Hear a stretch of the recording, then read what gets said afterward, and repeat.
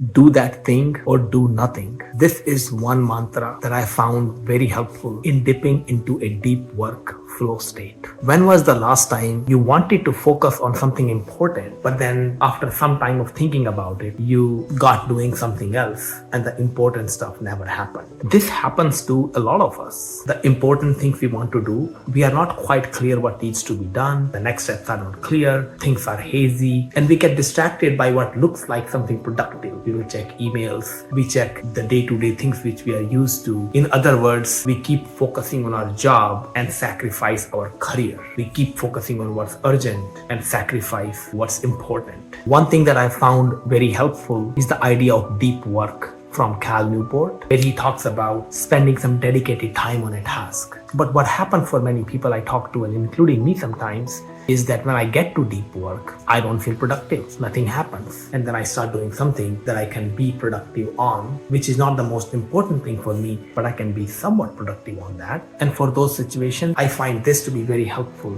Do that thing or do nothing. It's okay. When I decide to work on something for an hour, I write down what that thing I want to do. And then for that hour, I will either do that thing or do nothing, and will not be distracted by something that seems like productive, checking emails, sending an agreement to somebody, or making a phone call, even though I'm not being productive on what I decided to do for that hour. Now, when we talk about these 5 steps of the flow state, engage, struggle, release, flow, and recovery.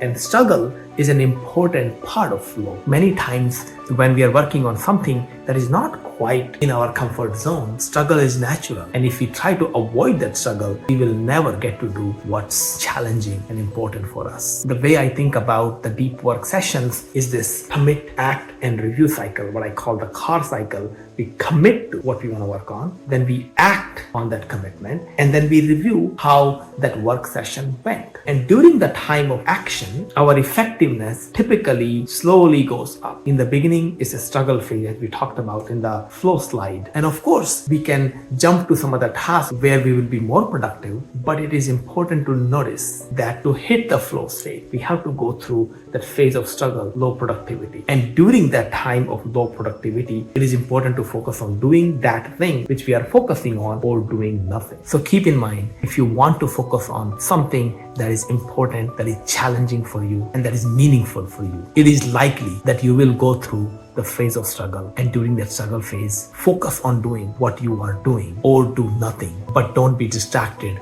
by the shiny object syndrome, or don't be addicted to productivity in some other task that is not important for the moment. I would love to hear your thoughts on how you approach working on important things and what happens. How do you handle when you struggle while working on that important and challenging thing? Please comment below and I would love to hear your thoughts. Thank you.